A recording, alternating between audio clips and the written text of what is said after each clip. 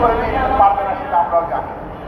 কিন্তু বর্তমান সরকার শিক্ষার অন্তত কতগুলো নীতি কাঠামো তৈরি করে দিয়ে যেতে পারে। মাননীয় শিক্ষা উপদেষ্টা, আমরা আপনার কাছে আহ্বান জানাই, দাবি জানাই যে অন্তত শিক্ষার একটা নীতি কাঠামো আপনারা রেখে যান, যাতে ভবিষ্যৎ সরকারের কাছে এই যে একটা প্রস্তাব হিসেবে থাকে।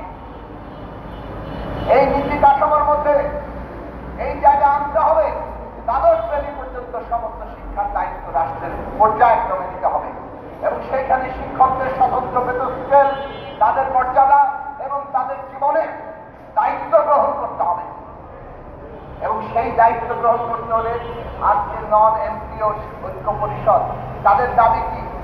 দেশে শিক্ষা প্রতিষ্ঠান গড়ে উঠেছে, এইগুলোকে এমপিও মুক্ত করেন। এমপিও মুক্তির নীতি তো আপনারাই ঠিক করেছেন, অতীত সরকারগুলো করেছে, আপনারা সেই ধারাবাহিকতায় আছেন, আপনারা তো বাতিল করে দেন নাই। তাহলে এমপিও মুক্ত